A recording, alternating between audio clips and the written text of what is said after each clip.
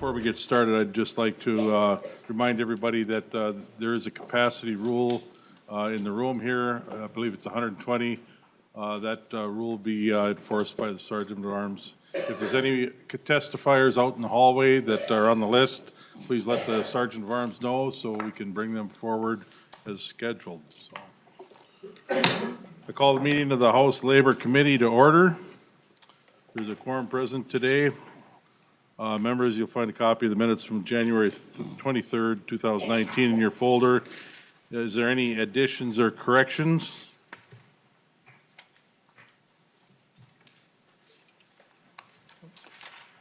Representative Eklund, what's your pleasure on the minutes? I'd be happy to move the minutes, Mr. Chair.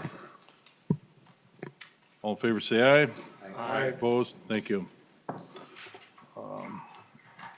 Next on the agenda, we have House File 5. I will move that House File 5 be re-referred to the Commerce Committee. We have the bill before us. Representative Halverson, please proceed. Thank you, Mr. Chair and members of the committee. Appreciate your time today, especially those of you who came in on such a very cold day to be part of this discussion.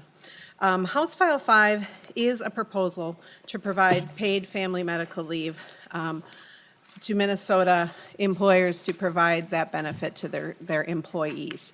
Now, with paid family medical leave, we've been talking about this for several years, and the state of Minnesota, the legislature decided in its wisdom to study the issue, and the University of Minnesota produced a study on how we could actually bring paid family medical leave to the state of Minnesota. And this bill is a first draft of that process. We have heard similar proposals in the past, and one of the things I wanted to make very clear about this particular discussion that we're beginning today is that this is the beginning of a discussion. There are many stakeholders who have a great deal of interest in this particular bill, and I've been very busy meeting with stakeholders. I continue to be. And so today I did not bring an author's amendment because I'm still gathering input and looking for places where we need to make changes in the bill, but that will be forthcoming in our next committee stop. So just wanted members to have that particular context. Paid family medical leave is an idea whose time has come in Minnesota. Our economic growth depends on greater workforce participation in the state.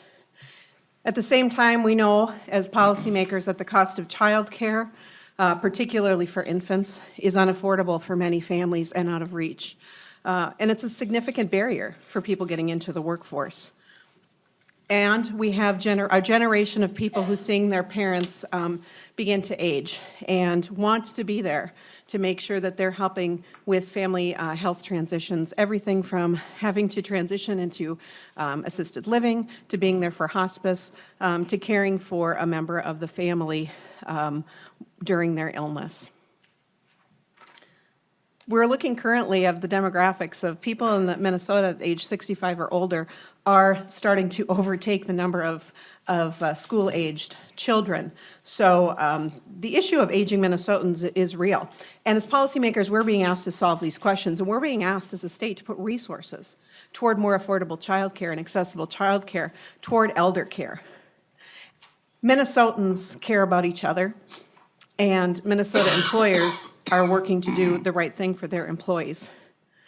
While we're wrestling with these issues, we've got workers who are saying they want to provide this care for their families. They want to be able to be sure that they can be there for a sick loved one, that they can spend the necessary time with a new baby to bond and make sure that that child has the healthiest start in life. And at the same time, they want to work. It's one of the great pieces of our reputation as a state in Minnesota. We are hardworking people in Minnesota. Many Minnesotan employers have recognized the business case for paid family medical leave and the pressure on our workforce in participation and balancing their life moments. And they support their employees in providing the care. It's a very Minnesota way to be, making sure that our hardworking Minnesotans get to participate in the workforce. So we know that Minnesotans people across the country are supportive of paid family medical leave, and we're following the experience of other states who have implemented paid family medical leave. And we know that employers around the state have implemented similar policies in order to retain and grow their own workforces. So it's time to make sure that all Minnesota employers and workers have access to this benefit. In our hearing today, I'll provide a high-level overview of the bill with this caveat: it's going to change. This is the start of a process to get input and to hear from stakeholders to make sure that employers, workers, government entities, and others have a seat at the table while we plan and implement this new policy. I expect an author's amendment on my next stop in the Commerce Committee, so this is the start of a conversation, and I'm glad you're here for it. So in short, the bill provides for 12 weeks of medical leave with partial wage replacement, or 12 weeks or 12 weeks of family leave to bond with a new baby, care for a sick loved one, through an insurance program that's modeled on Minnesota's unemployment insurance. Employers and employees, as the bill is written, contribute to the pool.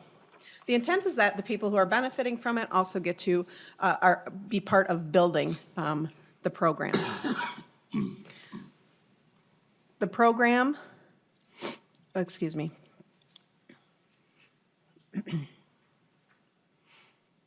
It's not intended to be vacation or other types of leave. There are qualifying events that are spelled out in public policy, and that must be confirmed via a qualified healthcare provider. Like on insurance benefits, the employee is only available to get the benefit if they have been working in the last previous 4 quarters and earned a minimum salary. A premium is collected from employers and employees to pay for the program. We're currently working with DEED to determine the premium amounts needed to establish and maintain the program. Mr. Chair, I understand this isn't a finance committee, so that will be addressed in a future committee. So that's a brief overview of where we're starting. And as I mentioned at the outset, I'm committed to working with stakeholders to increase clarity and address concerns. And I know there are a number of people who want to testify, so I want to be sure that we leave time for that. Thank you, Representative Halverson. Members, in your folders, you'll find a few letters from folks who are unable to testify today but still want their comments made known. Please give them the courtesy of reading those letters.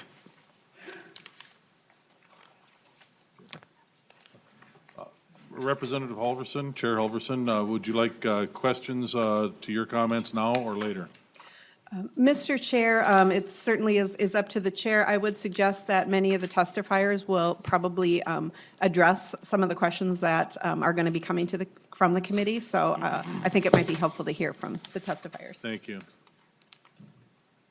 Okay. Representative Rarick. Thank you, Mr. Chair. Yeah, I was going to make just with the weather the way it is and the list of testifiers that we have on the list, we do have a number of questions that we would like to address to the author, but we're willing to wait till the end to make sure that all the testifiers can be heard. We're just wondering if we can extend the meeting a little bit beyond so that our questions can be heard, or if we can come back tonight if necessary.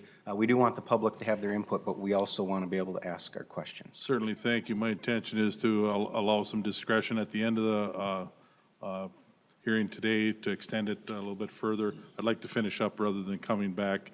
We do have a facility prepared, if need be, to come back at 6 o'clock, but I'm trying to avoid that. We do have a long list of testifiers. We'll be keeping testimony limited to 2 minutes per testifier. Andy, our committee legislative assistant, will be notifying you when the time starts, when you have 30 seconds left, and when your time is up. So please, in your testimony, please be clear and be courteous and mindful of the testifiers that are going to be following you. Thank you. First, we have Pastor Corrine Freeman Ellis from Isaiah, and Bill McCarthy of the Minnesota AFL-CIO.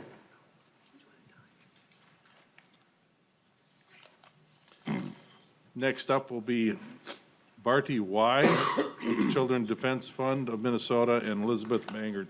So they're on deck. Pastor Friedman Ellis and Bill McCarthy, identify yourself for the records when speaking and proceed.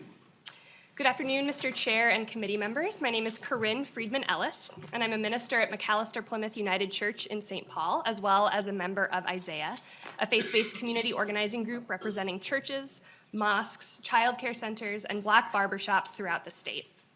Isaiah co-chairs the Minnesotans for Paid Family and Medical Leave Coalition with the Children's Defense Fund of Minnesota and the Minnesota AFL-CIO, who you'll hear from in just a moment. Our coalition is made up of nearly 30 organizations representing labor, faith, community, health, and small business organizations. These organizations have a combined reach of over 1 million Minnesotans. In my 3 years of living in Minnesota so far, I've noticed something about what it means to be a Minnesotan besides braving dangerous wind chills with a smile.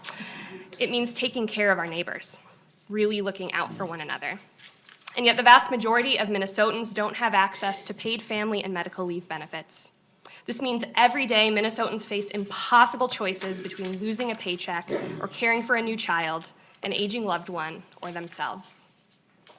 When I talk with members of my congregation about their health and family challenges, inevitably the question comes up: how will I make ends meet while doing what I need to do for my family or for my own healing? Without paid leave, people's health, livelihood, and even their lives are at risk.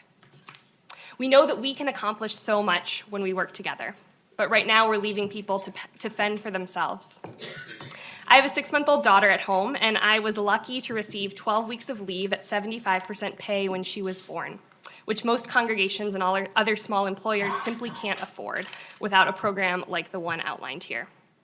For example, a member of my congregation is being induced on Friday and has to be at work today in dangerous weather more than 9 months pregnant, because if she takes a day off now, it'll take a day away from the time she gets to spend with her baby boy. No one should have to rely on luck to take the time they need to recover and care. We need to work together and do better to support families here in Minnesota. Thank you. Thank you, Pastor. Mr. McCarthy. Thank you, Corinne. Good afternoon, Chair Sundin and committee members. My name is Bill McCarthy, President of the Minnesota AFL-CIO, representing more than 1,000 unions who represent more than 300,000 union members across the state. Minnesota's labor movement supports House File 5 because we believe all working people should have the freedom to care for themselves and the people they love without facing economic hardship. Paid medical leave will allow working Minnesotans to care for themselves, whether during pregnancy or serious medical conditions. Paid family leave will allow working Minnesotans to take the time they need to bond with a new child or care for an ailing loved one. A significant majority of Minnesotans support a paid family and medical leave program because they know it will benefit everyone in their communities. Workers will no longer be forced to choose between care and a paycheck, and employers will no longer have to bear the entire cost of an employee taking leave. 6 states and the District of Columbia are successfully administering their own paid family and medical leave programs.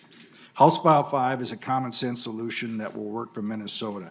With a broad statewide pool covering all workers and a modest shared premium, we can begin to solve our caregiving crisis while leveling the playing field for small businesses and all Minnesotans. Union members know that when we work together, we can accomplish great things. And working together, Minnesotans can build a state-administered paid leave insurance program where everyone contributes and everyone benefits. Thank you. Thank you, Mr. McCarthy. We have next up Barty Y.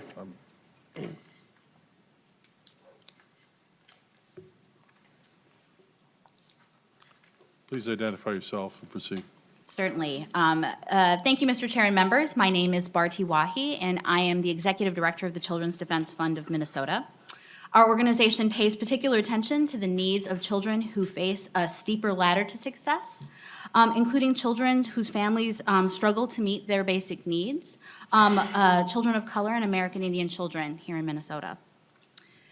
CDF Minnesota supports paid family and medical leave in House File 5 because we see it as a critical tool in supporting the economic stability of families, while at the same time supporting healthy child and family development. It's a nice twofer. Why it's important to, it is important to ensure that families have access to paid leave Because when new parents have access to that kind of leave, research shows that it improves maternal and child health and increases a father's involvement in his child's life. Despite the fact that most Minnesota children have their parents in the workforce, paid parental leave remains a luxury for many. Among women, 1 in 4 returns to work 2 weeks after having a baby. Those who are able to take longer leaves tend to be in higher income earners, and those with shorter leaves tend to be lower income earners. We think that this is an opportunity to look at fairness. Today, you will hear powerful testimony about why paid family and medical leave is so important. You'll hear important personal stories. You'll also hear some arguments about why this leave shouldn't pass. Some employers might say these benefits already exist. However, the data shows us that many Minnesotans do not have access to this benefit, especially those who need it most. Others may say that it's too expensive. We would argue that there's already a cost at not providing this benefit to more Minnesotans. The cost in lost wages, new employee outreach and retention, healthcare costs associated with people who can't take care of their loved ones or themselves, impacts our economy. Thank you. Thank you. Next up is Ms. Elizabeth Bangert. Yes, my name is Elizabeth Bangert, and I am a child care provider and owner of a small business here to testify in opposition to House File 5, so I'm sure I will be in the very clear minority. As a child care provider, oftentimes kids have to make choices, and I see a lot of bills that are being introduced this session that are shiny, right? They look really nice. The problem is we often make children choose between different things, and you cannot have all of the shiny objects. We have House File 1 and House File 30 that are carbon copy bills that kind of seek in opposition to this bill because you're expanding what the state pays for birth through age 5. I would also like to note that if that bill passes, 400% of the federal income guidelines for those in poverty will be accessible to this CCAP program. And that means that a family of 4 making less than $123,000 will have quote-unquote free childcare. All of that stems from Social Security and the National Federal Block Grant. So in theory, we're going to now provide paid childcare for everyone out of Social Security and our taxpayer dollars. And then because all of our families would qualify, that would also pay for paid leave. I do my best to do what I can for my employees. The state taxes make it incredibly difficult, and this is not a small business friendly state. So I would like things to change in a different manner than this, please. Thank you. Next up, we have Laura Kushner, and after that, it'd be Lauren Schothorst. Please identify yourself for the record and proceed. Thank you. My name is Laura Kushner. I'm the HR Director for the League of Minnesota Cities. I want to quickly note that we have met with proponents of this bill, including a meeting where we brought in our HR and finance folks from cities to ask questions, and we greatly appreciated the opportunity to do that. We would like to raise a few concerns that our cities have about this legislation, which we have also shared with the author. First of all, timing for implementation. 18 months is just not long enough for cities to negotiate new union contracts and policies to coordinate our benefits with this program. Second, job protections for probationary and seasonal employees is a little problematic. For example, if a seasonal worker is hired for the months of June through August and requests 12 weeks of leave at the beginning of June, it doesn't make a lot of sense to rehire them in September when the job is done.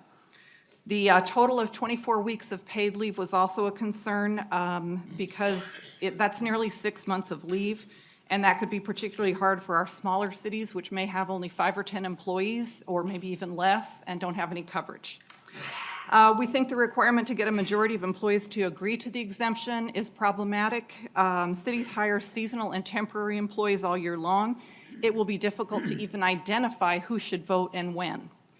In addition to addressing these concerns, we suggest the following changes. We would like to see the legislation amended to allow an employer to apply to exclude by job class or by bargaining unit instead of by the entire employer.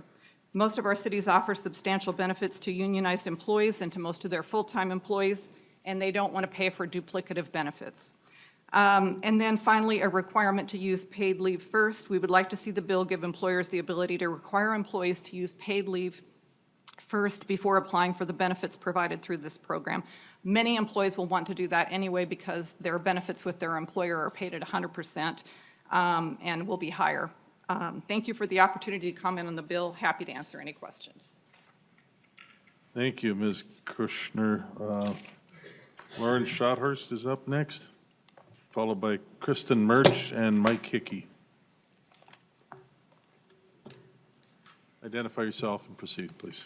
Good afternoon, Mr. Chair, members of the committee. My name is Lauren Schothorst, and I serve as the Labor Management Policy Director for the Minnesota Chamber of Commerce. I appreciate the opportunity to provide testimony and share the views of our members with you today. The Minnesota Chamber represents 2,300 employers and over 500,000 employees across the state in every industry. The majority of our members are small and medium-sized businesses, but our members do include many of the Minnesota Fortune 500 headquarter companies. The thing I've heard most from our members when discussing the state of Minnesota's economy and their businesses and operational challenges is this: costs of doing business are too darn high in Minnesota, and two, their employees are their most valuable asset, like family. In fact, Minnesota employers consistently receive national recognition for providing some of the best places to work. These companies are providing employees with innovative, robust, and creative benefit sets to promote wellness, build high morale, attract and retain the best talent in a competitive marketplace, and provide time and space to care for themselves and their families. It is important to point out, however, that these benefits are often unique. They take into account the nuances of the industry or the operational reality of a particular work site or the makeup of the workforce itself. We share the goal of HF 5, giving Minnesotans access to the time they need to care for themselves and loved ones. The question is how to achieve that goal while balancing employer and employee needs, program scope, and costs. We have several significant concerns with the approach laid forth in the bill today. It creates a mechanism for an employee to be away from their job for almost 44% of a working year. That is a considerable new challenge. When combined with the new definition of family member, the expanded list of qualifying events, and the enhanced benefit replacement rate, they're concerned about impacts. We also have a well-documented workforce challenge that is projected to get much worse. In certain workplaces, such as hospitals or manufacturing settings that have 24/7 operations, extended leaves outlined in the bill create significant staffing challenges. Employers also rely on physical presence, particularly our small businesses, and expertise, skills, and institutional knowledge developed over the years that simply cannot be replaced or put aside for almost half of a year at any given time. Thank you, Ms. Schothorst. Up next is Kristen Murch. Mike Hickey, and then Maisel May McCoy Anderson. Thank you, Mr. Chair and the committee. My name is Kristen Murch. I live and work here in St. Paul. I live with my husband Hunter and our 3 young children, ages 7, 4, and 1.5. On November 1st of 2018, life as we knew it was over. It started out like any other day. Hunter went to the Y. We got the kids up and hustled them out the door like we always do when we went to work. Hunter ended up in the emergency room that afternoon with what we now know were partial seizures. After a battery of tests and an MRI, a 3-inch tumor was found on his brain. He had surgery to remove the tumor on November 4th, and a few days later, our worst fears were confirmed. It was a stage 4 glioblastoma in aggressive brain cancer. I was off of work for several weeks to care for him following surgery, and then to start his first round of treatment of chemotherapy and radiation for 6 weeks. I'd had my 3rd child in May of 2017, and that ate up all my sick leave and personal time. I was slowly building it back up, but Hunter's stay in the hospital exhausted it, and we went through our savings quickly. By many measures, I have a generous amount of time off, and I'm so grateful for that, but most days I'm faced with the decision: can I manage work and caring for him and our kids today, or do I need to come home and take care of him after I get my kids out the door? If I take unpaid time off, what will happen to my health coverage, to our health coverage? Despite being fully insured, much of his treatment isn't covered, so how am I supposed to pay for that? And if I don't work today, how will I pay our bills? The 2 goals I have are in direct tension with one another: Hunter's quality of life and not losing our home. I'm relying on the generosity of others for meals and monetary donations, among other things, but the thing is that we don't know how long this is going to last. We're almost 3 months into a marathon, except we don't know how long the marathon is. A lot of things keep me up at night. Will our youngest son remember his father as a healthy, fit, engaged dad that he is? Will he remember him at all? And what is the progression of this disease going to look like for Hunter, and can he beat it? Thank you, In Ms. Minnesota- Ms. Birch. Thank you for your testimony. Mr. Hickey, welcome. Mr. Chairman, Mike Hickey with the National Federation of Independent Business. For those of you who don't know us, we are the state and nation's largest small business advocacy group and the top representative of small business in this country. I told Representative Halverson I wish I was at her reinsurance hearing. My tone may sound a little different, but we're strongly opposed to this bill. And we're just very concerned about the state going down the road toward micromanaging small businesses. And you're taking the first step today with this sweeping program, which needs a lot of work and is very undefined at the moment. But we're very concerned about the trend we may see in the House this year and making it very difficult for people to start small businesses. Small businesses have tremendously high failure rates. I was looking at some of the different statistics. One was 30% fail in the first year. One was 50% fail in the first year. An SBA statistic that 66% fail in the first 10 years. And obviously, I'm a big supporter of small business. I know a lot of you are. We've all seen the new business pop up in the shopping mall by our house or on Main Street in the little towns in your district, and you drive by 6 months later and the lights are out and the sign's not up. So it is very apparent, but it is very appealing to Americans to want to, and unique, to want to start a small business, be their own boss, control their own destiny. And it's a dream for a lot of people, and they take big risks. They take a second mortgage on their home. They're maybe lucky enough to get a bank loan or borrow from a family member. 30 seconds, okay. This is pretty challenging, Mr. Chairman. I'm gonna really have to cut it short, but it is unique to America. And if we make the load too heavy, we are going to discourage people from starting small businesses. We're I think, very concerned about the fact this bill is really drastically different than what we see in some of the other states, and the fact that it is putting a significant tax on workers, on the employers also, and the other states. Thank you, Mr. Hickey. The other states did not do that. Up next is Maisel May, McCoy, Anderson, Keith, followed by Keith Carlson and Ken Rockler. Good afternoon. As a family member, Can you identify yourself for the record? I'm sorry, my name is Maisel McCoy Anderson. As a family member, I needed this policy back in 2009. I had to quit my job when my parents needed me. Their health started to fail. This was difficult on me and my family due to they were in North Carolina. I had to fly every 3 months, and during this time, my Minnesota household had to continue. I had to quit my job, file for unemployment to survive. I had to learn to take care of my parents. I thought, I got this. I'm a nurse of 38 years, duty bound. I can do this. Oh no, it was more complex than I thought. And dealing with family dynamics. My goal was to keep my parents at home as long as I could. I ended up worried, depressed, mentally sick, and then doing a whole lot of stressing over my parents and trying to run two households. The bottom line, we needed this paid family leave. It's a positive for caregivers. We shouldn't have to choose between family and a paycheck, so please give thumbs up to this legislation. Thank you, Ms. McCoy Anderson. Welcome, Keith Carlson. Thank you, Mr. Chairman. I'm Keith Carlson. I'm Executive Director of the Minnesota Intercounty Association that consists of 14 of the state's larger counties. First, I want to thank Representative Halverson for meeting with me and other representatives of local government to give us an opportunity to share our concerns and an opportunity to work on the issues that I will highlight here. First, I think it should be obvious, but it bears repeating that us employers who already have paid leave are being asked to pay twice. We already pay for the benefits that our employees receive, and we're being asked to pay a second time so other employers who do not offer paid leave can provide those leaves to their employees. Our employees simply are not going to generally avail themselves of this program because our paid leave is more generous than what is provided under this program.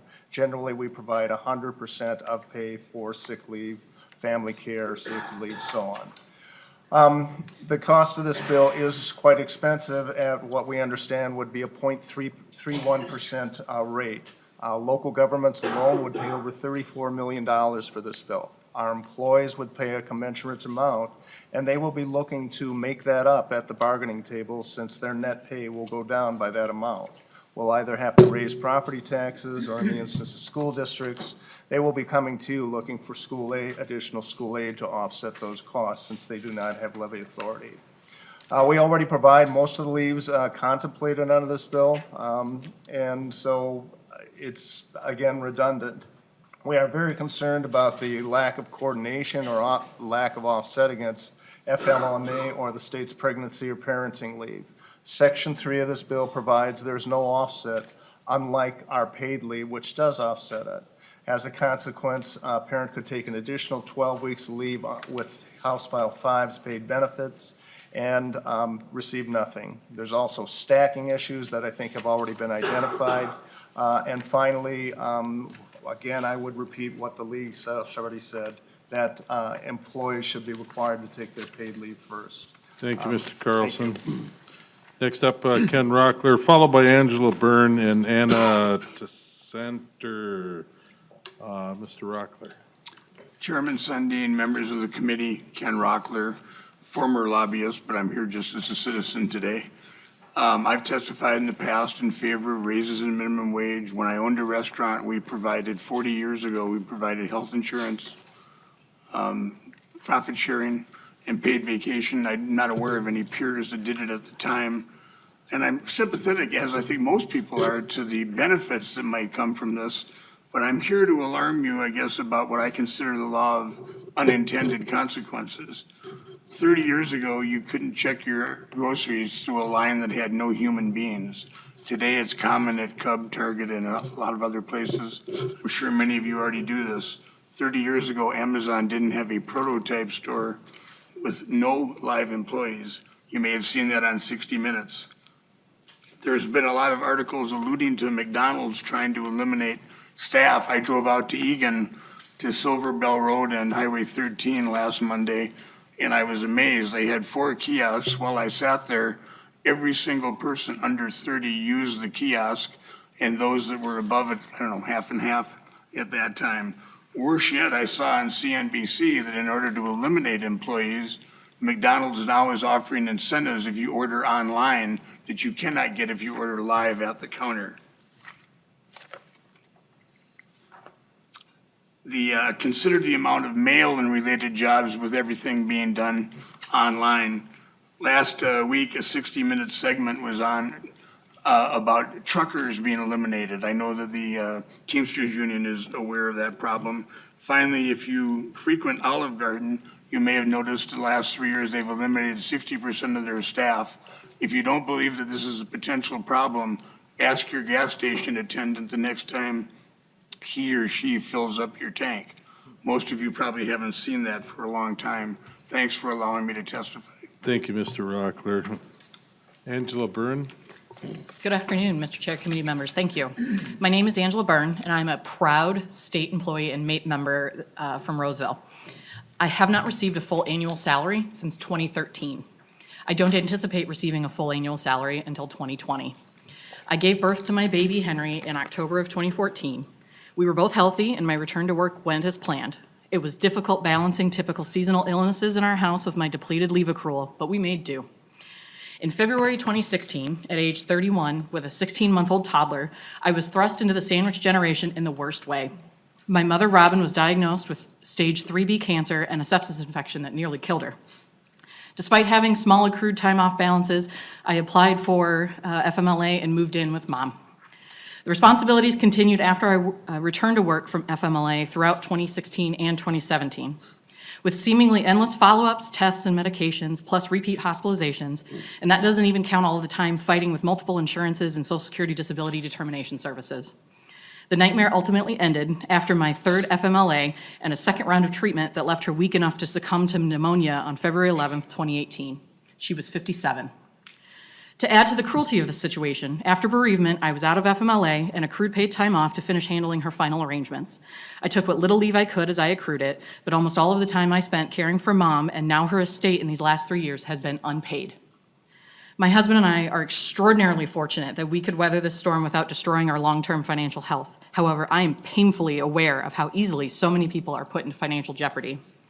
My mom was one of those people. She went back to work as a baker and a restaurant hostess just 2 weeks after giving birth to me because that's all the unpaid time she could afford. She had nearly zero support to start a family. It's not lost on me that this hearing comes close to the first anniversary of her death. I'm here for her and all of the people out there like her.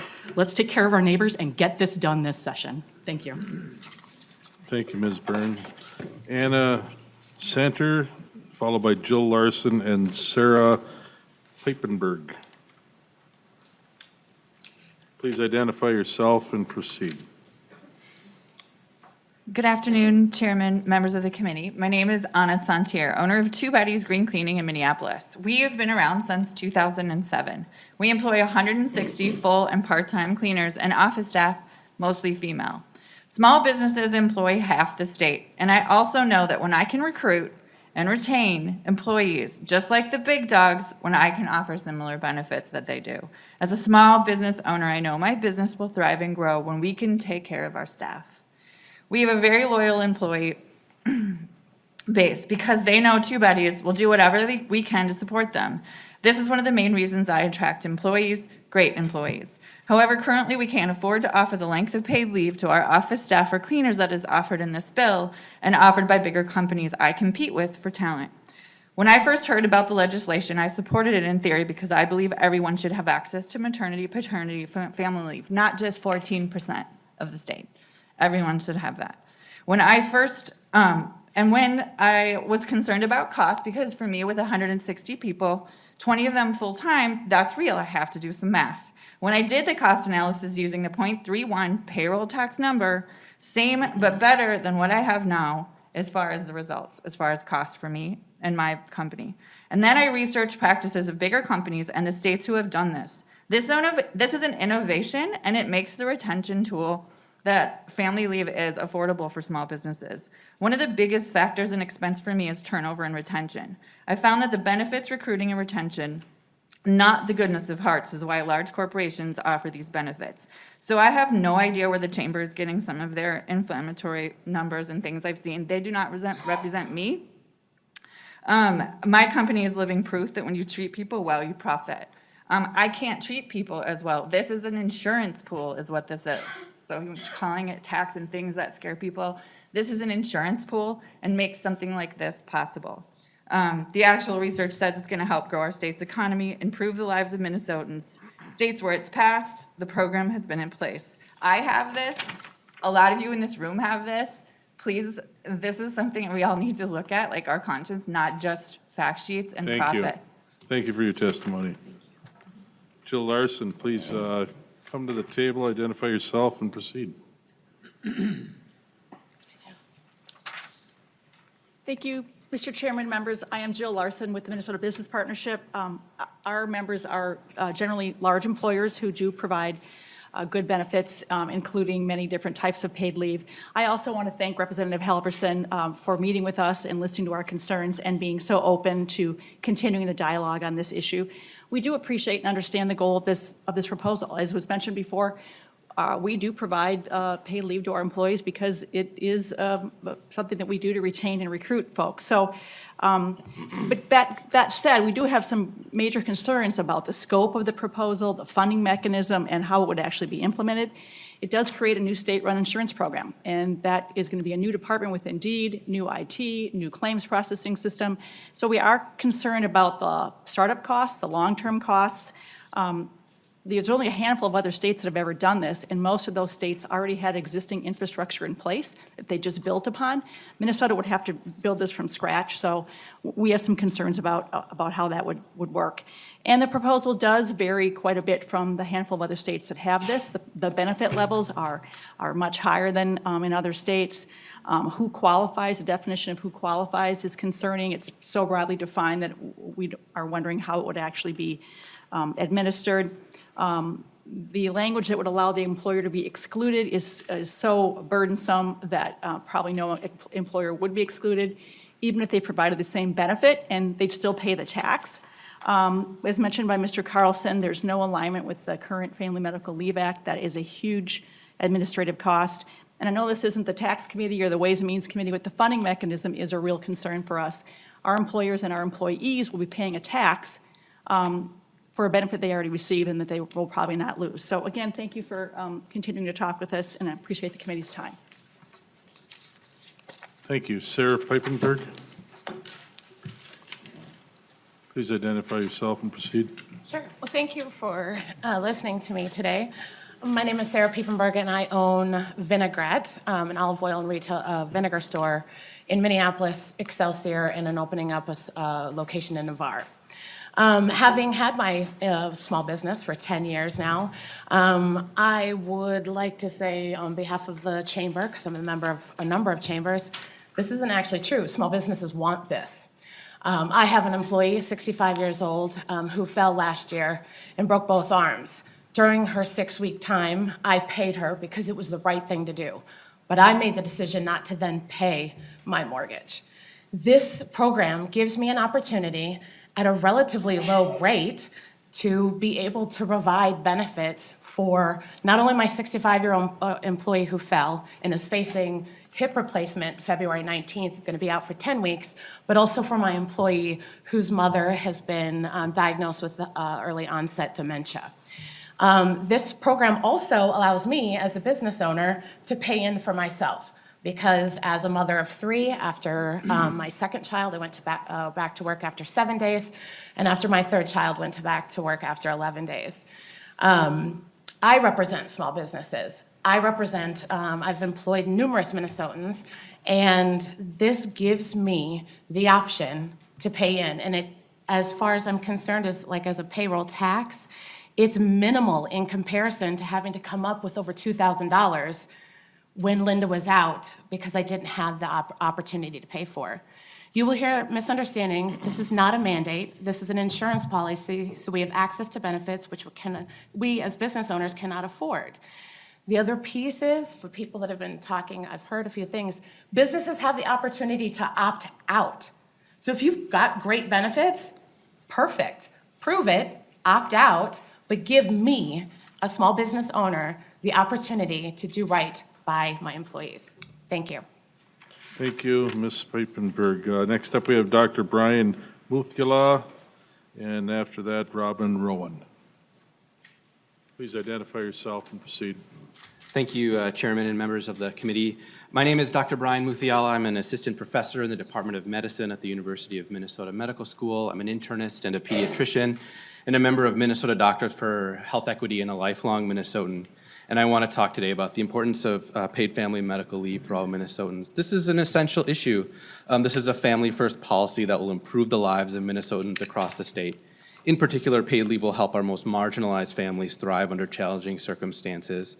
Currently, as many of you know, most low-wage earners in Minnesota do not have access to this, and communities with high rates of poverty and discrimination are more likely to lack access to paid sick and family leave. As a physician and as a pediatrician, I see every day families that are struggling to care for their family members as well as trying to put food on the table and keep lights on. I have patients that balance medication costs, nursing home costs, doctor visits, dialysis costs, all of these things that none of us can predict will happen, balancing those with paying for heat, rent, food, all the things to live and to survive. Paid medical leave would be truly life-changing for families across this state. I'm a physician, I'm a professor, but I'm here today to also share my experience as a new parent. My son Ravi turned 2 weeks old a few days ago. He's very cute. I have pictures if you'd like to see them. He was born 3 weeks early. He's now at home. But when he was born, he was struggling with feeds. He lost a lot of weight. He's been seen already 4 times in clinic, has had multiple clinic visits. But being able to be there to support him, my wife, is priceless. I received 2 weeks of leave, which is barely adequate, but I've had the generosity of my friends, community, coworkers, and family to help me. But generosity is no substitute for justice. But paid family medical leave would be one step towards a more equitable and family-focused Minnesota for years to come. Thank you so much. Thank you, Doctor, and believe it or not, I was cute when I was little, too. I'd like to see your photos. No one's buying that. Thank you. Robin Rowan, thank you. Please identify yourself and proceed. Good afternoon, Mr. Chair, members of the committee. I like to think we're all still cute. I'm the Executive Director of the Minnesota Insurance and Financial Services Council, or MIFSI. MIFSI members provide financial security, promote the financial security of Minnesotans by providing life, disability, long-term care insurance, as well as annuities and other retirement plans. We support over 50,000 jobs in Minnesota, and our agents and financial advisors are located in every corner of the state. MIFSI members are also employers, and so we share some of the concerns that were expressed previously. But because of the shortness of the time, I'm going to focus my comments on the areas where the impact on our industry is unique. The first is the fact that House File 5 applies to independent contractors.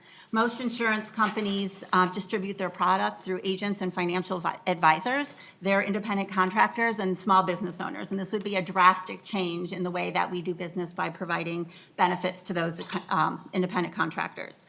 Second is the opt-out provision.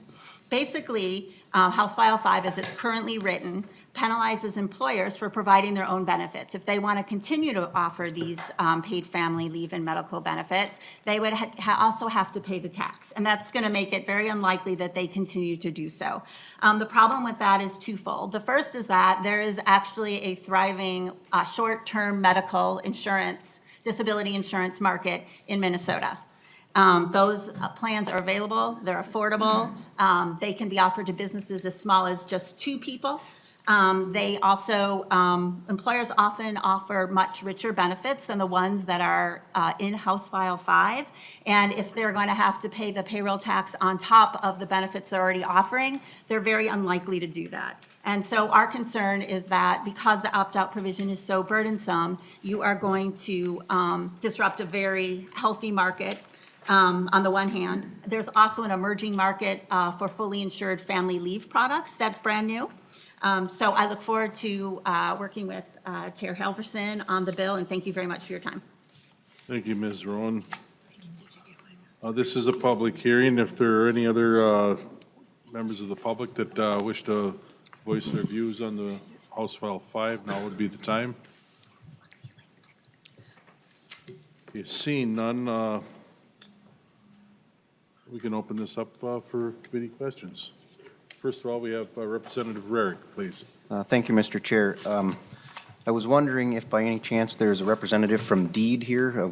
I see that this is going to be administered by DEED, and wondering if they've had any chance to look at how they would put this together and if the time frame set up in this bill if they can accomplish it and manage it in that amount of time. Thank you. I see some movement back there. Is that a DEED person?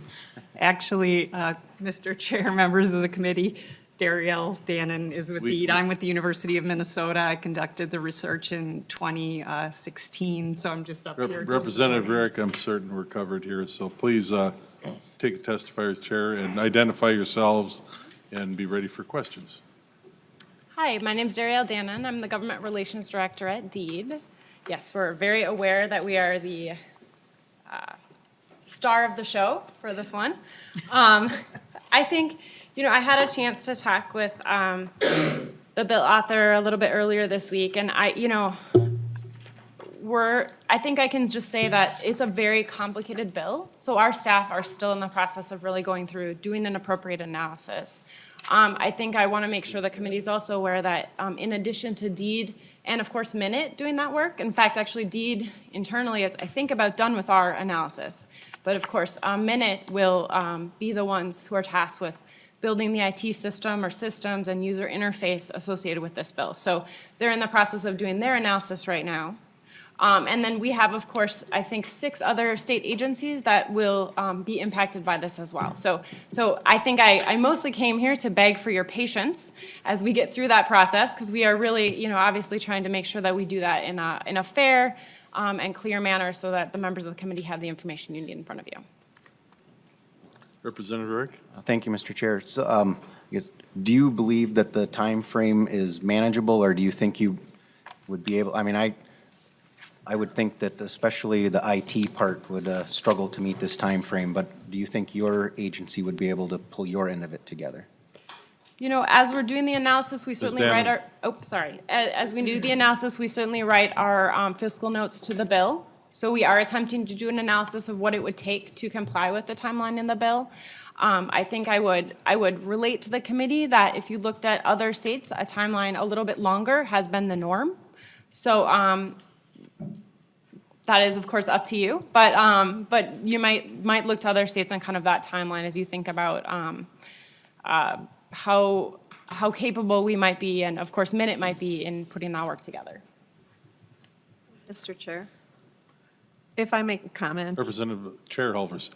Thank you, Mr. Chair, and thank you, Representative Rarick, for your question. I think the timeline is one of the things that we're working most quickly on with regard to getting input from stakeholders to find out what a reasonable timeline is. And so I would anticipate that that is something that we'll be looking at and adjusting as we go through our committee process. I think that's a really important point to raise, so thanks. Yeah. Thank you. Representative Cagle. Thank you, Mr. Chair. Representative Halverson, we hear a lot about how employers are moving towards kind of the gig economy or contract employees. How would this legislation affect contract employees? Mr. Chair and Representative Cagle, thank you for the question. Halverson.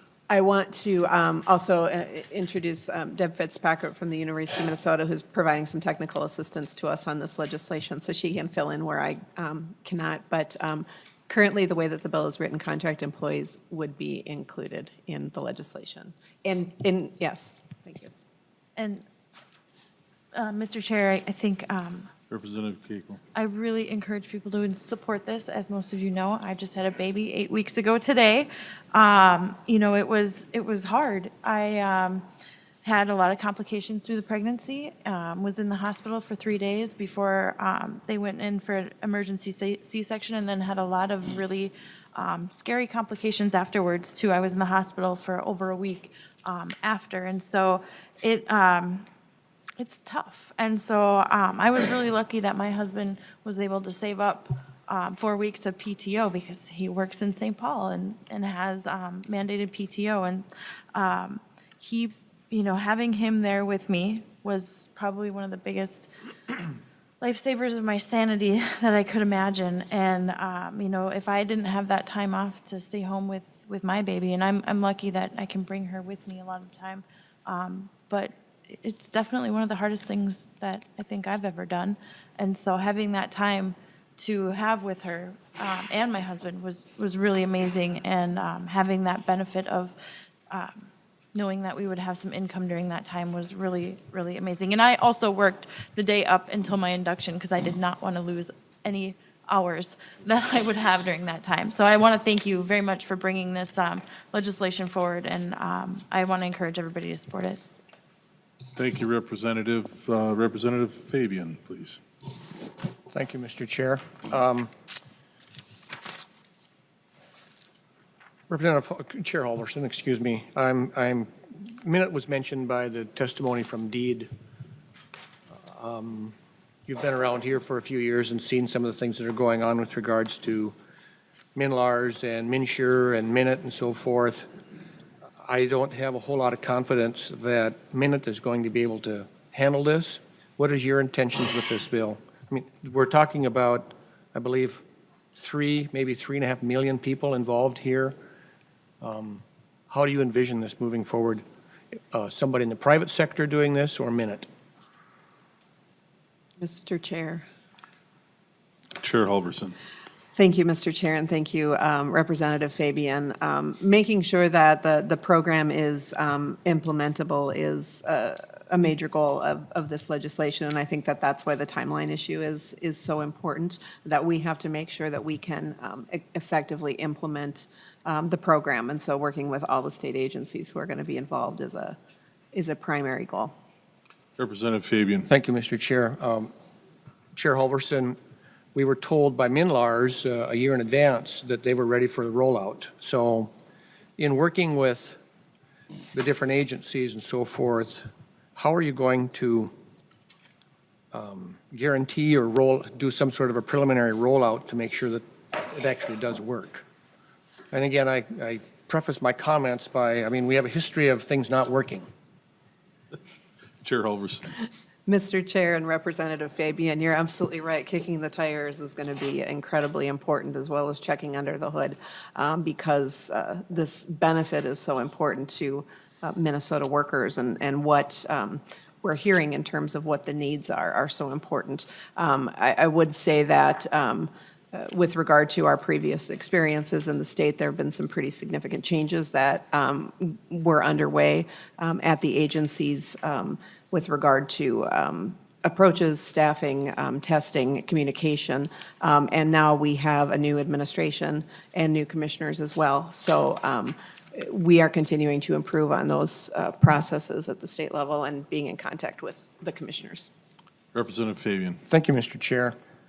Representative Halverson, for businesses that are, and maybe you can explain the opt-out to me, but for businesses that are already kind of meeting the requirements, how do they opt out?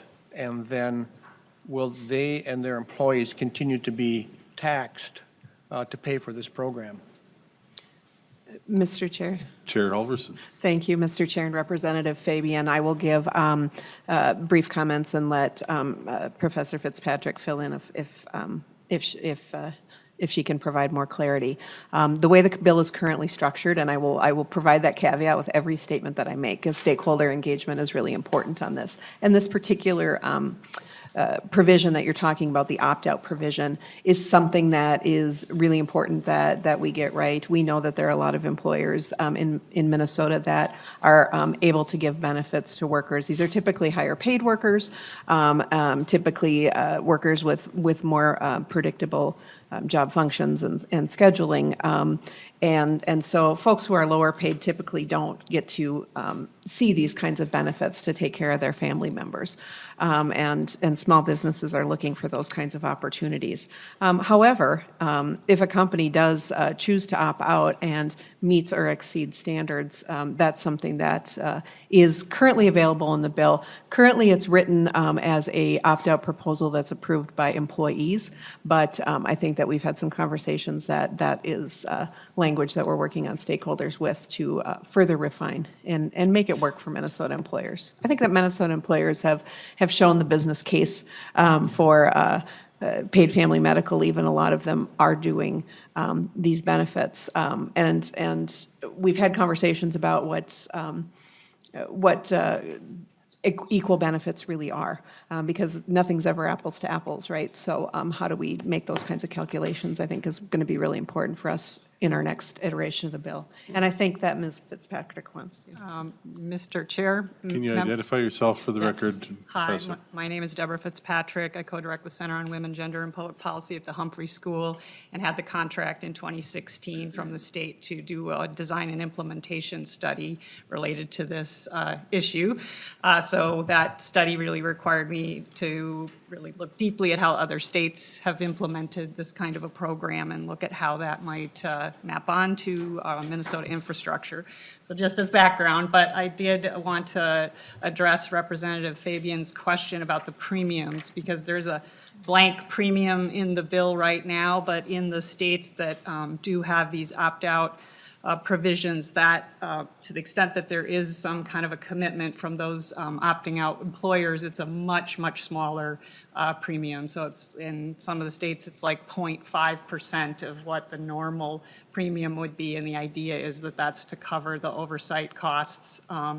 Employers apply to deed the administering agency, make a case for how their benefits are similar or better, and then receive that approval from the agency. And so, again, it's a blank in the bill now, but it is definitely not envisioned that would be anywhere near the same level of kind of financial commitment on the part of employers. And then just quickly, I think the provisions in the bill are very similar to New Jersey. And New Jersey has about 20% of their employers that opt out for the medical part of the program. And I guess it's also important to note within the bill as it's structured now, employers would be able to opt out for either the family leave part or the medical leave part. And as was mentioned by the insurers earlier, obviously there's a far more robust kind of market currently for those medical leave benefits. So more employers might be in a position to opt out there. So. Representative Fabian. Thank you, Mr. Chair. So in your study, I represent about, well, I get about as far away from the capital as you possibly can in Minnesota. And we have obviously very, very rural. How do you envision this impacting our small-town hardware stores and pharmacies and so forth? If somebody is a pharmacy tech, okay, what does your study do to show our hospitals and clinics? We had a doctor testify. I appreciate that. It's a great profession. They're awesome people. But we already have a tremendously difficult time recruiting and retaining nurses and doctors and so forth. If someone leaves, how do you schedule? How do you retain? How do you replace those people when they're gone in these types of jobs that are so critical to our small towns? We're talking about caring for people. This is probably some of the ultimate care that we have. And how do we do that? Yes, thank you, Professor. Mr. Chair, members of the committee. I did also, just in answer to your question, did a little bit of a follow-up study over the last year, really looking at how this issue impacts rural communities in the state. So my car didn't start, so I got a ride from somebody else, so I left my copies in the car. So, but there's some floating around, so I encourage you to take a look at that. I think that the fact is that workers and employers are already dealing with the need for these leaves now. And so that is what I think we heard in rural places, you know, when somebody has a new baby, for example, and it's a tech at the local drugstore, for example, employers do want to do what's best for their workers, and they really are struggling, in particular in rural communities, to figure out how can I manage this situation. I think, you know, I think the other thing that's really important to note is that this social insurance model does at least provide some resources for those employers to hire somebody temporarily or pay somebody overtime or to otherwise manage the leave, whereas now they're kind of on their own to figure that out, right? They either don't allow that employee, that really valued employee, to take that leave, or they do and they can't pay them. I think this program would at least give them some additional tools, and when it's kind of described to people, the way it works, the way it's an insurance model, the way it would free up resources for that employer to manage the situation. I think it's also really important to acknowledge in the other states, you know, this hasn't really resulted in an exponential increase in the kind of leaves that people are taking. It's increased some of the length a little bit, but mostly it's impacted people's financial capacity during those leaves, as well as the employer's financial capacity, because to the extent that small employers, and again, I did many stakeholder interviews throughout rural Minnesota for the study that I just completed.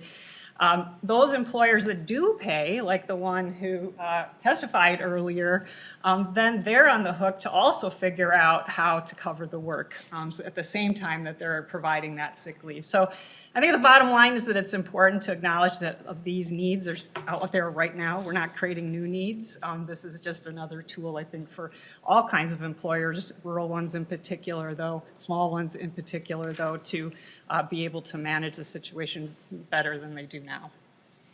And Mr. Chair, may I add? Chair Halverson. Thank you, Mr. Chair. And Representative Fabian, your question is a really important one.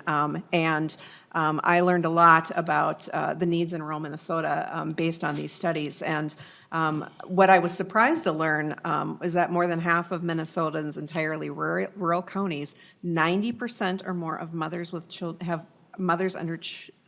with children under 6 are in the workforce.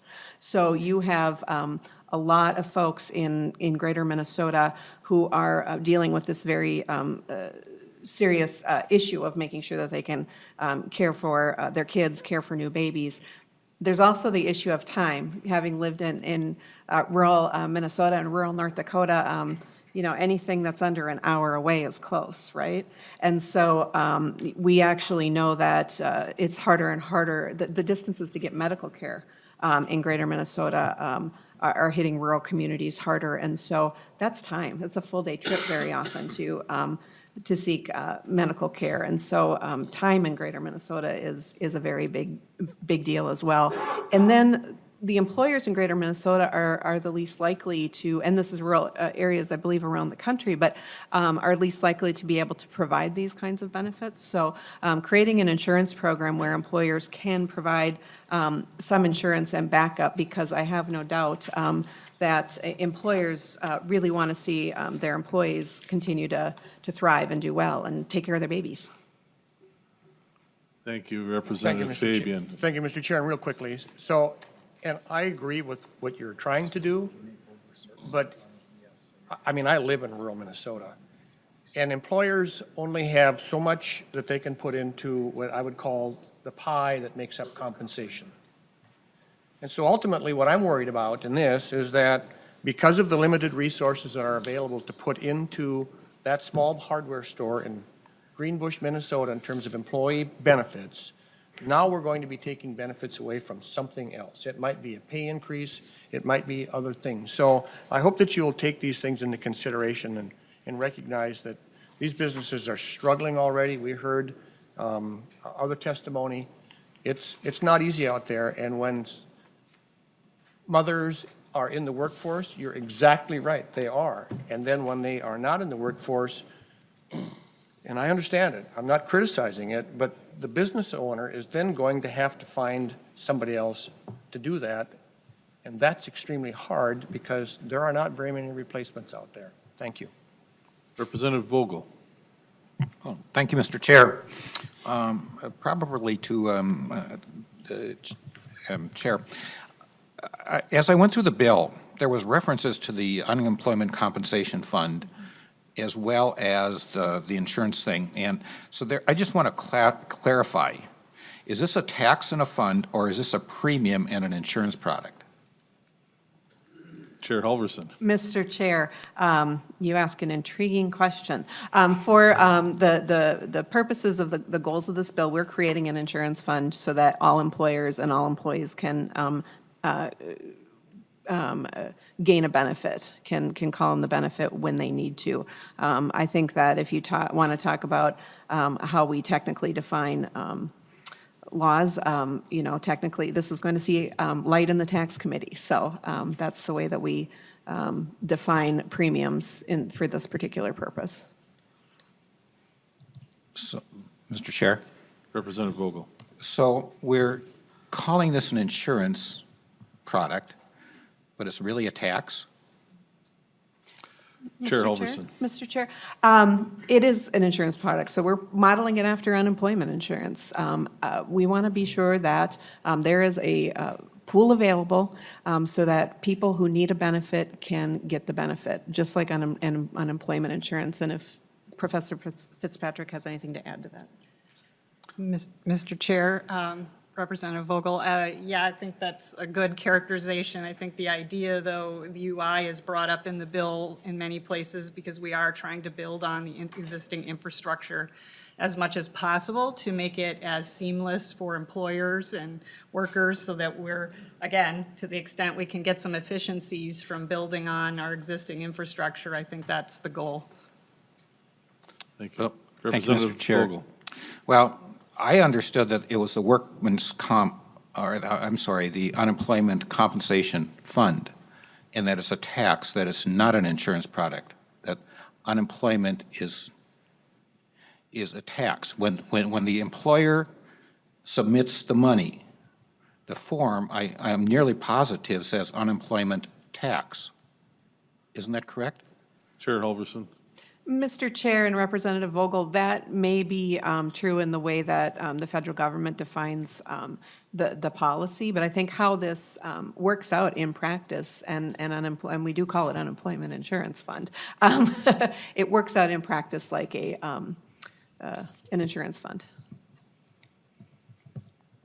Thank you, Mr. Chair. Well, I'm still confused, and I think, Representative Vogel, yes. I'm sorry. Thank you, Mr. Chair. I think it could be very confusing to the public if we're going to call this an insurance, because what we're really talking about apparently is a tax. And my feeling is if we're going to call it insurance, then we should hold it to the same standard as we held other insurance companies. So the question is, in here, it's called premium, it's called insurance, just like you would if you were buying a disability policy. Are you going to hold this to the same standards that you would an insurance company coming into the Commerce Department and putting together an insurance policy or plan? Representative Chair Halverson. Thank you, Mr. Chair, and Representative Vogel. You are exactly right. Insurance, by definition, is a pool of money that's set aside for the unexpected. And we want employers to be able to have a fund of money for the unexpected with their employee population. This bill is complicated, but we know how complicated life is. And anybody who's an employer in the room, anybody who is a family member in the room, has experienced, very often what could be a qualifying incident under this bill. And so we want to be sure that employers have that opportunity to provide that benefit through this pooled fund.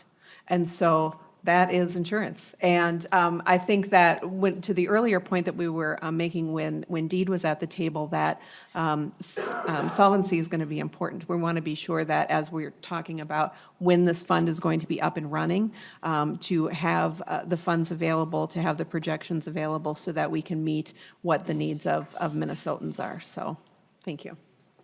Representative Detmer. Oh, I'm sorry, did you have one more? I did. Okay, Mr. Chair, if Representative you would Vogel, I'm indulge sorry. me. So, and I had a few other questions, but it seems it's time to move on, I guess, unfortunately. So does that mean that as part of this bill, which currently I couldn't find it in there, that you're going to provide actuarial studies, look at anti-selection, underwriting, coordination of benefits and all those things like an insurance company would, so that we're making sure that, especially as was brought up, maybe with some of the issues that you're already going to face relative to coming up with a software, that we're also on the same level as insurance companies, because we did hear that the private sector is looking at developing these products, and it would be terribly unfair if we put in place something using the standards that we just decide as a government, and then the insurance companies have to go through the same process. So I guess just looking for a commitment that as this thing matures, this bill matures, that there'll be the same standards applied to this insurance company as would any other insurance company. Chair Halverson. Thank you, Mr. Chair and Representative Vogel. I think that you definitely have my commitment to make sure that we look at issues around solvency. And when we look at the goal of being aligned with unemployment insurance, and that's the model, and looking at the way other states have done it in order to maintain solvency, that's a priority of this particular bill and what we're asking for from the agencies. So, Mr. Chair, I'm hearing then that we are actually going to treat this as an insurance product, and because, and the concern, Mr. Chair, is, like I said, we just heard from the insurance representative that there are private sector companies trying to develop this product as well. And if we're going to just do it as kind of a government product that may or may not have to adhere to those same standards, really not fair to them, and it would certainly take away from the competitiveness in the marketplace. And as I was going through the bill, it looks like the parameters for the rate changes are already in there. If you look at lines 21.7, it talks about that, it's stating the rate parameters. It's talking from 20.27 to 20.32 about rate adjustments. So my sense is that there's been a lot of these steps skipped already. And I think just out of fairness for the private sector that we should have a commitment saying that if we're going to invent an insurance product, that at least we as a state have to be on equal ground with those as a company. So I'm not sure if I'm going to get that answer, but that's where I'm going with this, Mr. Chair. Thank you. I think Chair Halverson understands your position and is willing to work with you on this. I'm certain of that. Thank you. Representative Detmer. Yeah, thank you, Mr. Chair. And Reverend Halverson, in your comments that you made earlier, you mentioned 4 states that currently have such a program, like California, New Jersey, Rhode Island, and New York. And we look at Washington and Massachusetts are starting to look at this program. The family leave portion of those programs are funded by the payroll tax only. Okay, the Minnesota proposal is you're looking at payroll tax on employees and employers. Now, what happens when, say, this goes through, and employer will say 2, 3 employers are gone, that employer still is going to have to hire substitutes to come in and take over. How is that employer going to be paid back for hiring more people to cover for the people that are on paid leave? Chair Halverson. Mr. Chair and Representative Detmer, we are not replacing employer wages. We are enabling employers to replace the partial wages of people who need to take time off. I think that the way that this is structured, and one of the things I want to be very clear about, is that Minnesotans have a reputation of working very hard, being dedicated employees, and showing up and getting the work done when they need to. There's no incentive in this bill for abuse. People aren't getting paid to just take time away from work.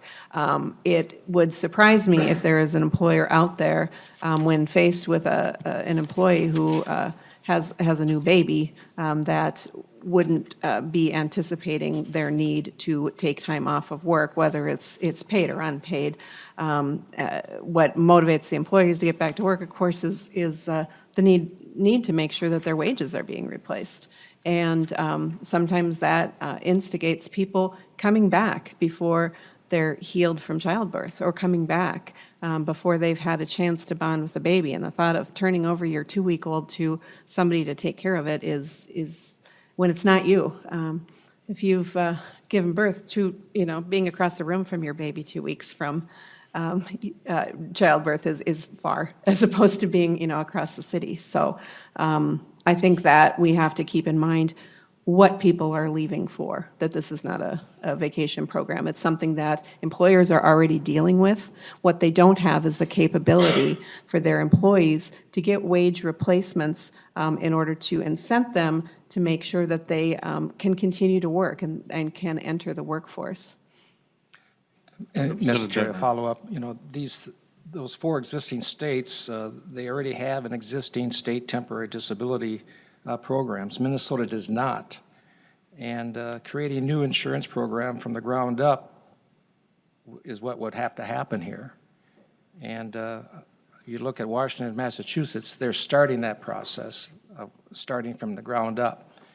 How long do you think it's going to take Minnesota to put something like that together? Chair Halverson.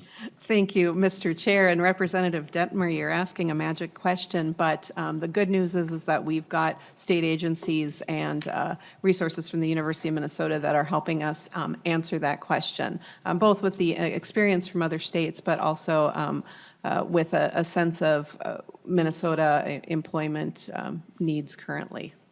Do you have anything? Mr. Chair. Professor.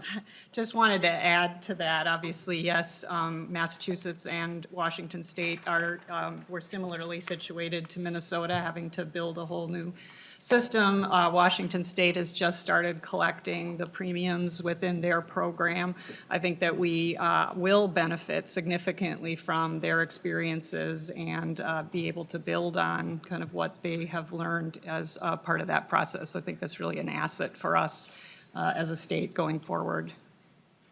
Mr. Chair. Representative Detmer. And, I think Washington State started in 2008 putting money aside. And am I correct on that? Mr. Chair, members, they did pass a law in 2008, but it wasn't funded. So they did not start putting money aside. So that legislation kind of sat there for a number of years. And then again, a couple years ago, they passed the new program in 2017 and have begun the implementation process on that now. And Mr. Chair, one last question is, Representative Detmer. are there any, with this program, are there any privacy concerns in terms of personal data of employees, because you're allowing Deed to audit the private information about private employers and benefits.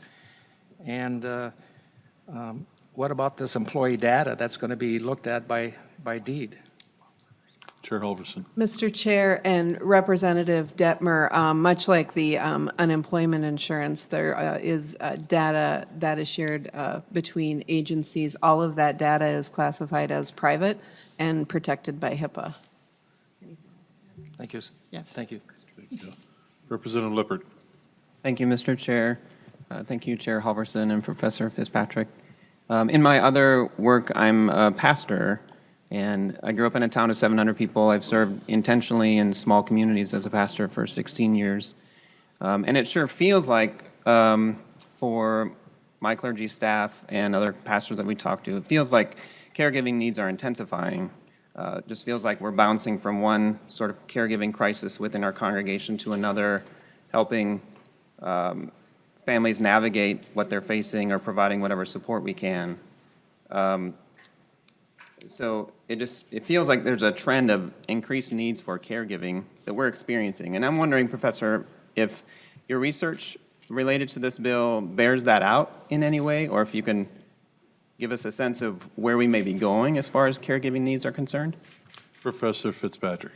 Mr. Chair, members of the committee, yes, absolutely. The research that's floating around again does show that in many ways, greater Minnesota is experiencing a greater need for paid leaves, and that is in part due to the aging population, which is aging more quickly in rural areas, childcare shortages, elder care shortages, shortages of long-term care, for people with disabilities.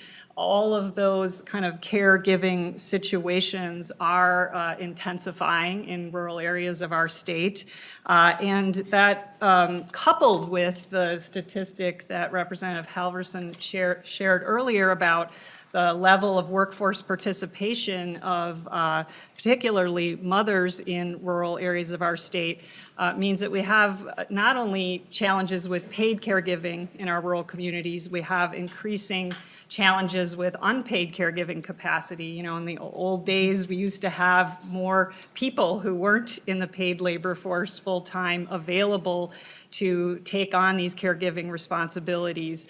We have decreased capacity in that way, but also these real challenges with finding paid care. And so I think absolutely the research shows, and then again, that's coupled with the fact that rural employers are struggling to help their workers to the extent that they really want to do that. And so I think that's really created a kind of a confluence of events that's creating, an extra big challenge in our rural communities. Representative Lippert. Thank you, Mr. Chair. I would just share with the committee that I've been thinking about a story throughout these proceedings of a couple from my congregation. He just recently retired, was very excited about retirement, and shortly after retiring, found out that he had early onset dementia that was progressing very rapidly. His spouse was still working at the grocery store and couldn't afford to take time off from her job, so she's trying to hold together caring for her husband and working full-time. And then very shortly after that, realized that her husband wasn't safe to be at home by himself. So she started organizing her whole neighborhood, organizing our whole congregation, asking people to take shifts to care for her husband so she could keep working. And she was absolutely on the brink this whole time, this whole transition, until finally they could find a care facility that was appropriate for his needs. But I sat with them multiple times, wishing there was something concrete beyond a prayer that I could offer them. And it seems to me that this policy would serve the people I serve. And so I'm very excited about this conversation and excited to support it. Representative Hornstein. Thank you, Mr. Chair. I have a question for Professor Fitzpatrick. We had heard earlier from Ms. Santier from Two Betties about some of the positive effects on employers that this legislation could bear. And you mentioned in your research brief around economic stability in rural Minnesota that these programs have had neutral or positive effects on employers. And so are there some recurring themes that you found in your research that employers were reporting in terms of the positive effects? Mr. Chair, members of the committee, the research, Representative Hornstein, that you're referring to comes from the states that have had these programs in place for quite a while. Yes, that research does show that there are, there's productivity, morale boosts for workers. There are retention benefits for employers. That are kind of the main kind of positive impacts of those policies in those states.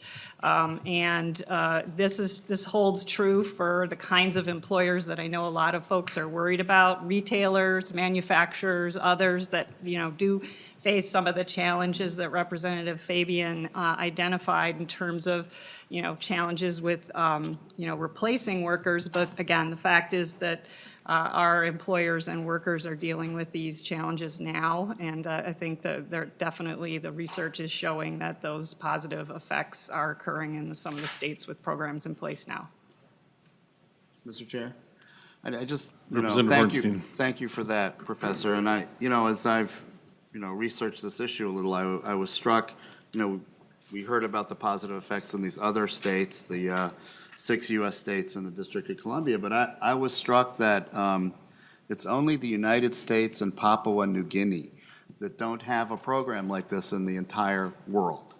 And, here we are, the wealthiest, one of the wealthiest, if not the wealthiest country in the history of humankind, and the rest of the world has this, and we don't. And that's why, Chair Halverson, I think your legislation is so timely and so urgent, and I hope we can continue to move forward with this, Mr. Chair. Thank you, Representative. We've got Representative Mecklen. Thank you, Chair. This is for both Representative Halverson as well as Professor. It includes independent contractor is being covered by this. So if as an independent contractor, I bill somebody, and I may bill 2 different people in one day, depending on my day, are you billing my gross bill, or are you charging this percentage on my gross billing amount, or the part that ends up becoming the net wage? And how are you going to determine that? Professor. Mr. Chair, members of the committee, I think contractors are covered in the bill in 2 different ways. It would depend to some extent on the way that they are paid. So the way that the bill is structured currently, it does require if an employer is using 50% or more of their payroll is contractors, then they treat those contractors like employees for purposes of the bill, so that employer that's hiring those business that's hiring those contractors would be paying into the premium into the state fund on behalf of those contractors. So it would be based, I guess, on their contract. The other way that contractors could be covered under this bill is that they could opt in to the state program as a self-employed person. So some contractors may fall into that category. They're going to make a decision whether or not they want to commit to being in the program for 2 years. And then in other states do have that kind of self-employed opt-in option. And they work with their Department of Revenue to look at 1099 income from the prior year, or revenue tax, the tax situation from the prior year to determine what benefits that contractor would be eligible for, but also kind of what their contribution to the state program would be. Obviously, there would be some rulemaking and, provisions that would have to be developed by deed around the particulars of that. But again, we do have experiences of the other states that have a similar opt-in provision for self-employed folks to learn from. Okay, thank you, Mr. Chair. Thank you, Representative Mecklen. Representative Rarick. Thank you, Mr. Chair. I have a couple points. I'm going to ask one question, and then the rest I will ask that I can work with you, Representative Halverson, outside of here. So the first one, we talk in the application process, people are asked to like submit a form that has been signed off on for the leave. I'm assuming by a doctor or a nurse. And I'm wondering if you have worked with the health care community about this, see if they're comfortable with that, and what kind of liability will they be under if there's fraud in the system, and how do we keep them from being pressured by friends and people that they know to say, oh, come on, please just sign this for me, even when they know themselves they shouldn't be signing it. Mr. Chair. Chair Halverson. 2 points to reply. First of all, I tend to believe in the best of people, especially the best of people in Minnesota. And what we typically find when you look at research studies and people who have the ability to take leave from work, people tend to undertake it as opposed to overtake it. Just look at the amount of vacation time that gets laid on the table for Minnesota workers. So I would start with that premise there. However, we do have guardrails in the bill to make sure that people are using the benefit for the intended purposes. And the medical community is already very adept and experienced at providing verification as needed for other types of benefit programs, including unemployment insurance, but workers' compensation would be another example. Thank you. Representative Eric. Thank you, Mr. Chair. Thank you, Representative Halverson. I'm going to probably follow up a little bit more on that with you outside of here as well. A couple of other things that I'm going to want to follow up with you as well. Like it was mentioned that the 4 states that have implemented this, they already have the existing temporary disability insurance in place, and they built off that system.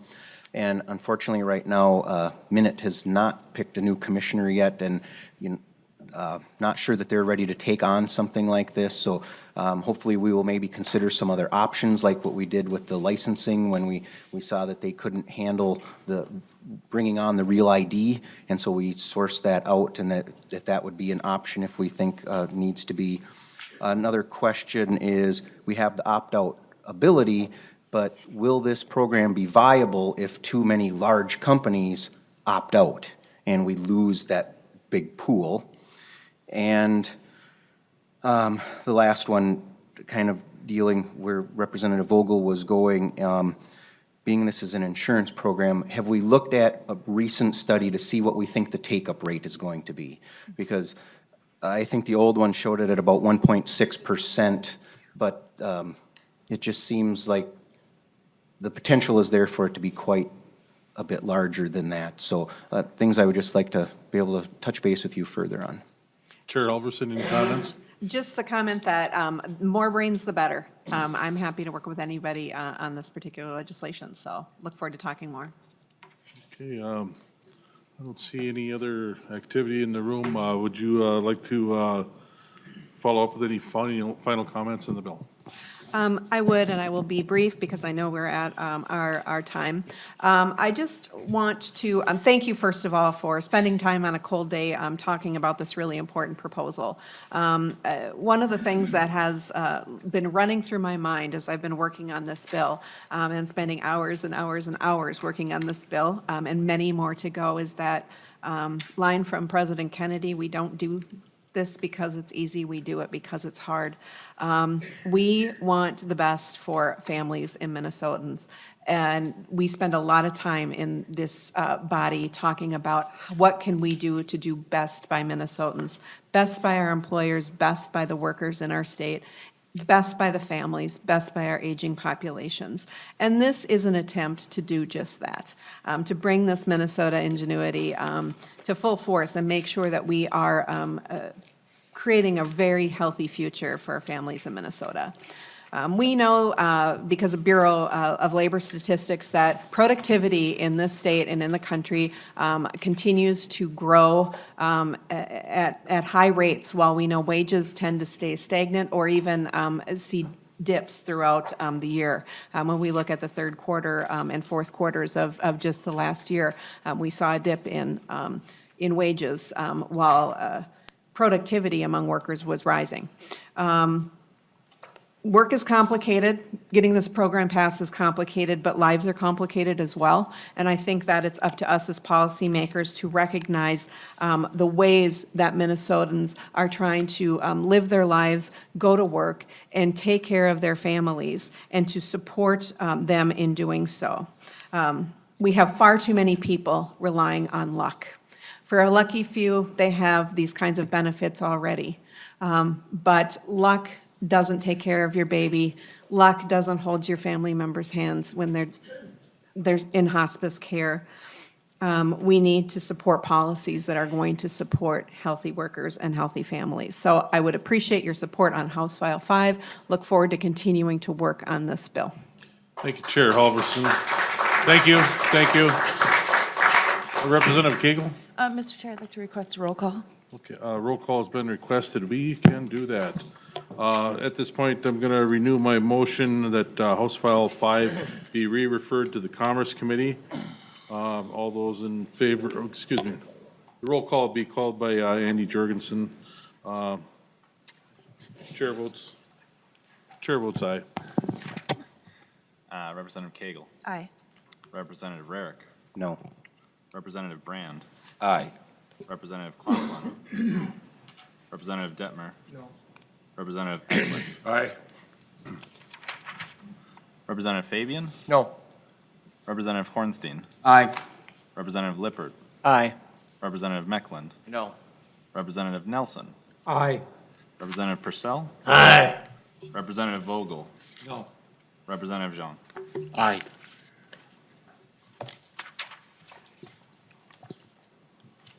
The ayes prevail, 10 to 5. The motion is adopted, and we are adjourned.